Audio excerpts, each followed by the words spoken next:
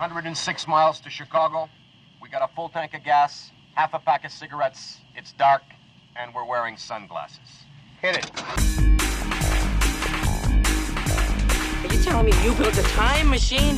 What, a DeLorean? This is a conspiracy. Restless!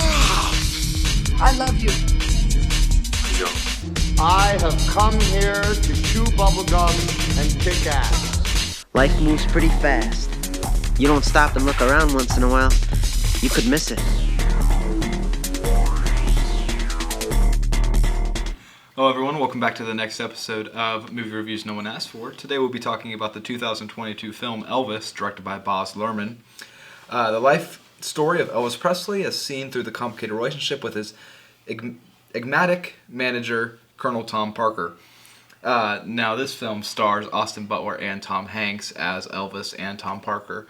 And when I tell you that this film really surprised me, I saw this film in theaters, these two did not. I saw this movie in theaters, and it really just surpassed my expectations by a lot. Much better than I was expecting, and then it ended up just getting some Oscar nominations in this past week when they announced the nominations.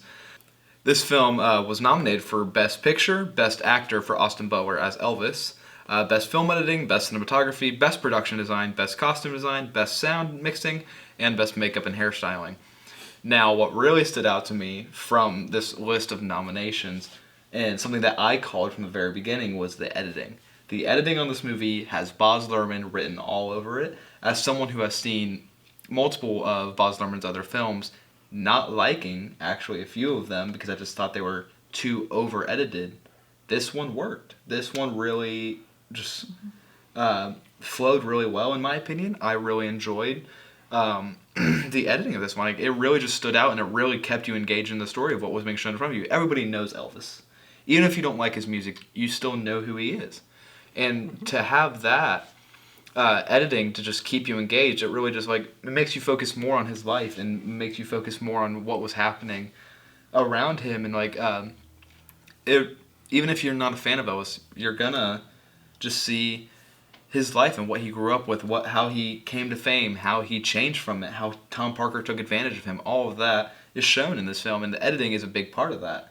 I feel like showing real news paper articles, real clippings, all that stuff, showing that in the editing and everything. It all just mixed together very well. It all flowed in a very coherent story, I felt like.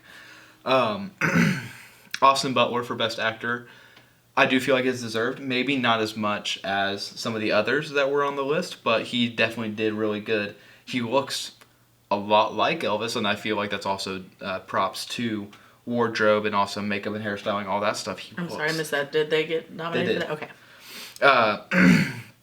Okay. They made him look so much like Elvis. It's insane. Like there was some scenes where if you just look at it, you can't tell the difference if it's Austin Butler or actually a real thing of Elvis. They look very similar. I feel like they did amazing with that. And another thing that I wanted to talk about was Baz Luhrmann with his directing. I know I mentioned I wasn't a big fan of some of his films. Mostly Romeo and Juliet from the 90s with Leonardo DiCaprio. I was not a fan of that film. I just felt the editing was all over the place, and it just, to me, it was weird to see a classical story made modern. But then this is kind of a flip of it. It's kind of a classical figure that is now taken through a more modern take of a film. It's taking the Elvis story, taking Elvis's music, and spreading it out to different generations.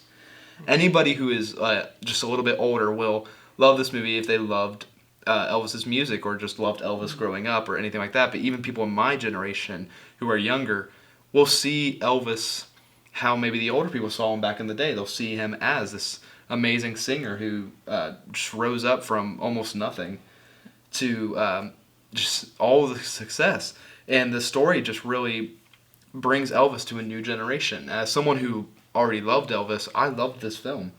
It was just a really great film, and I enjoyed really the cinematography too. I felt the colors were very vibrant. It was very pleasing to look at, in my opinion. All the colors mixed well together. you would think just too many colors would be too harsh or just too distracting, but no, it fit. It fit the story. It fit what was trying to go for, and for that, I really enjoyed this film. The only thing I will say off the top of my head that I just did not like was whatever accent Tom Hanks was trying to do that entire movie. But other than that, I enjoyed Austin Butler. I enjoyed Olivia DeJango, who played Priscilla. She did really good as well. I enjoyed seeing the story of Elvis from just the beginning of where he came from nothing, starting off as just an opening act for country music, all the way up to basically his fall as a singer, and how he became so manipulated and so controlled that he was never able to reach his full potential. And it really is heartbreaking to see just how he had so much potential, even that he could just get outside of the U.S. He was already huge enough, but he could have been even bigger, but he was just too held back. Mm-hmm.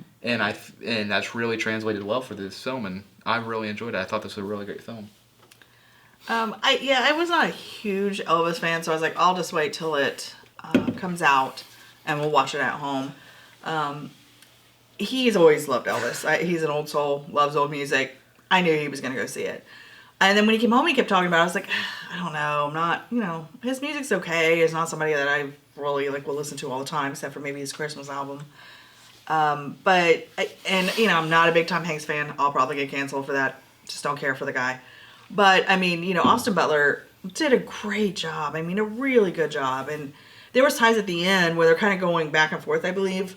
I think it's towards the very end, between both of them. And I'm like, wait, is that Austin Butler? I could not tell. That was phenomenal. The storyline was good. It really was. I did not know about all the stuff that his manager did, and that he manipulated him so much and held him back so much. I really felt bad for Elvis and his life, and just I think he always felt just kind of lost and was easily manipulated, and it was sad. But I really did enjoy it. I think Austin Butler did a fantastic job. I do have my opinions on who should win Best Male Actor over him, but even if he did win it, I'm not going to be upset because he did a great job. Mm-hmm. And Olivia, who played Priscilla, did a great job, and I think he really did love her. But it would be hard. I guess their relationship would have been hard, and it was. And I think in real life, Priscilla Presley did say, that this was almost pretty accurate on how his life went. So. It was a good movie. I enjoyed it. A couple comments I want to say about what they said. Seth said that the older generation who grew up on Elvis are going to enjoy it. I think some will. I think the editing is a new take and a young age type of editing. I think the older generation that won't like the movie will be because of the editing. Mm-hmm. But I think it's more of a younger generation type of editing. I think I did enjoy it. I think Seth preparing me for the editing and the reason why it was edited in the way it was made me like it better. I think if I'd have watched it without any kind of preconceived take on it, I might have been like, I don't know, I don't think I liked it because of the editing. But I'm older, and I'm that older generation. But I think I could respect it more because I kind of saw it through Seth's lens. I think you're saying older generation, that's much older than us, our parents' age. I think you're really aging us here. We're kind of in the middle. I just had to stop that, I'm sorry. And then I want to mention that I can't believe Miss didn't even say that she grew up on Elvis's Christmas album. I did say that. I said that's the only album I listened to. Oh, I missed that part. Oh, I did not hear you say that. Yeah.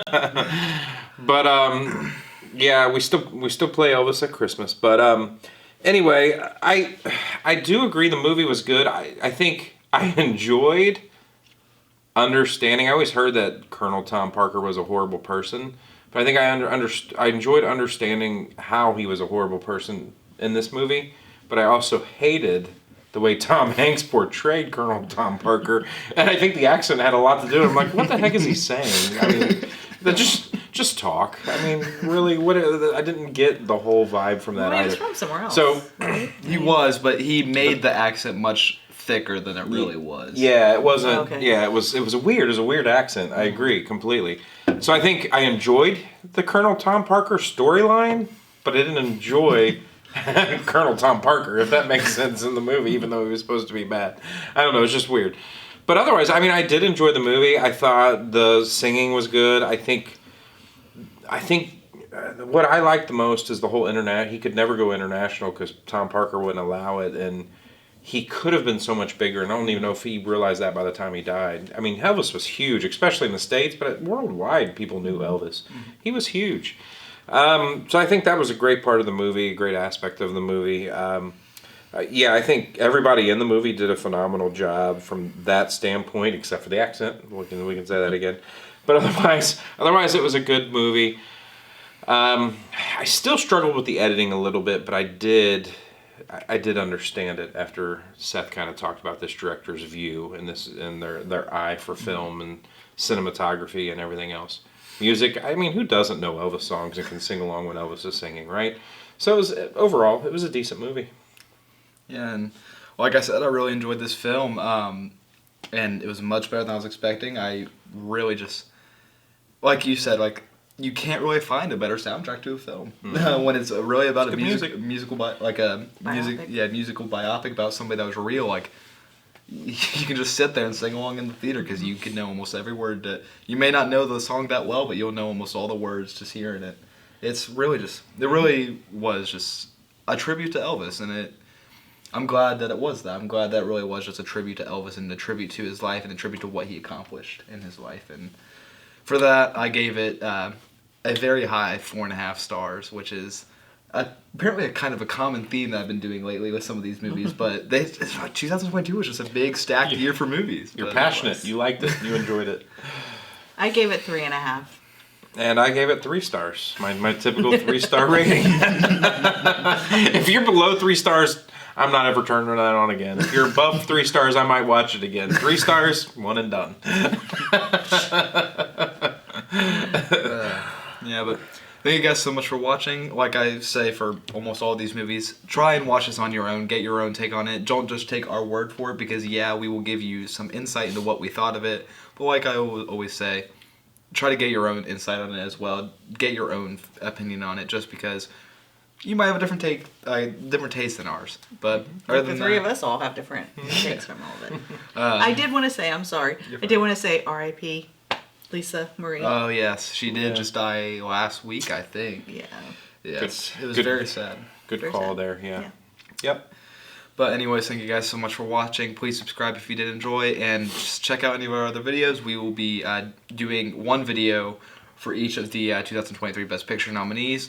But other than that, thank you guys so much for watching, and have a great rest of your day.